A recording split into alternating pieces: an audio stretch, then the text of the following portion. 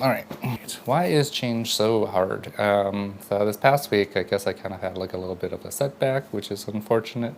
Yeah, I don't know what happened, but I went on like a hike and it was all rainy and kind of gross, and then I just kind of felt bad after. I don't know. All right, so welcome back to JLOG, and I'm Jackie, and my goal is to change myself completely in 1 year.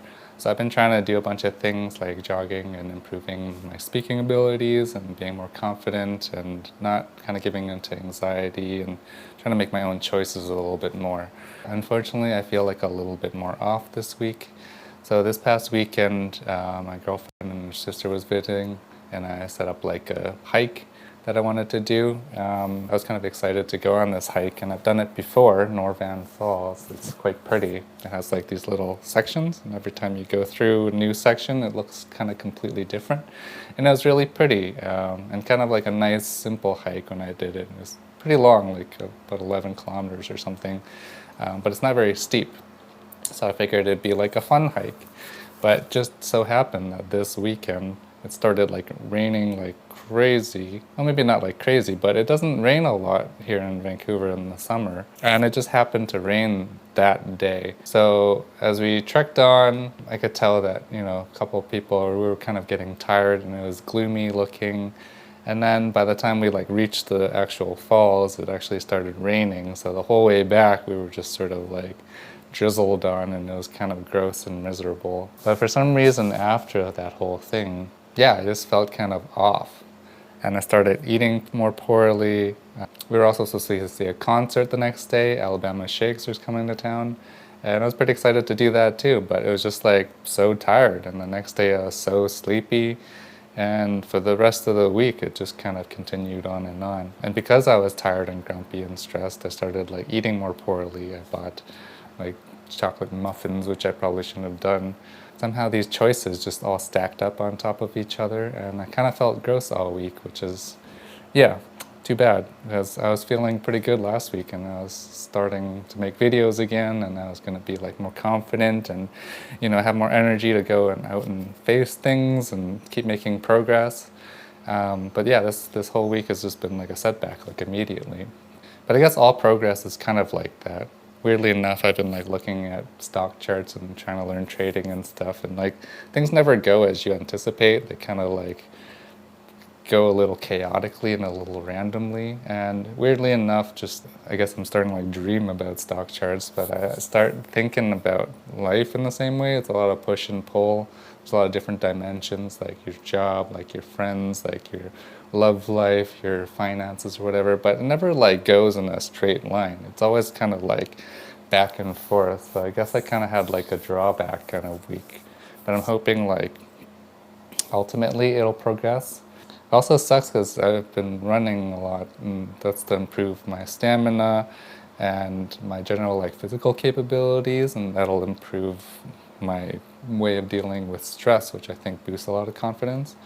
But my leg and my knee has also started hurting, so I don't want to injure myself, but I need to like figure out some way to keep exercising and going. So I might have to switch to biking actually, because it's like low impact. But yeah, I don't know. I've never really exercised in such a way where I've like had a consistent pain in my joint. So I don't really know what to do with it other than like I can't keep forcing the running to work. So yeah, I guess it's just been like a week of setbacks.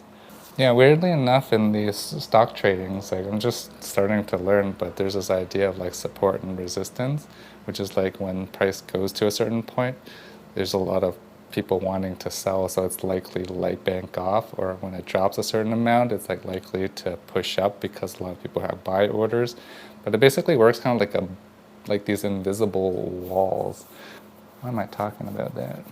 Life actually has these like ceiling barriers. If you're gonna progress in anything, like say playing guitar, I did that for like 20 years now, but in the beginning, there's a stat that most people give up within the first year because it's just difficult to keep up with.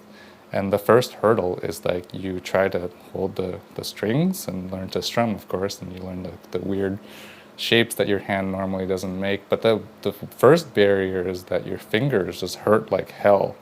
And a lot of people can't even get past that.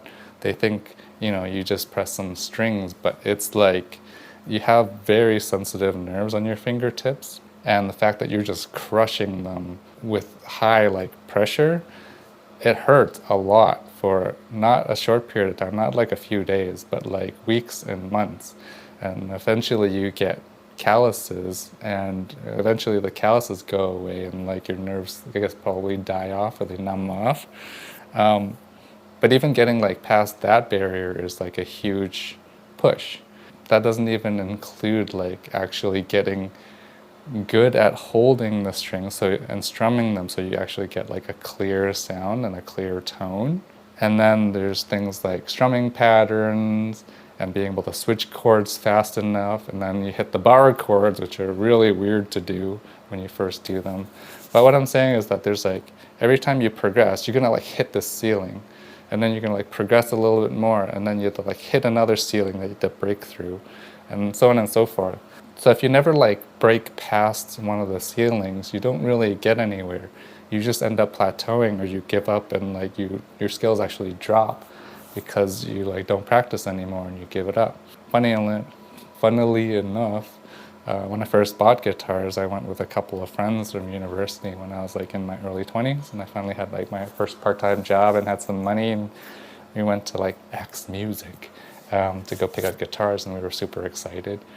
But after like a few months, maybe like half a year, like they already gave up, and I kept going.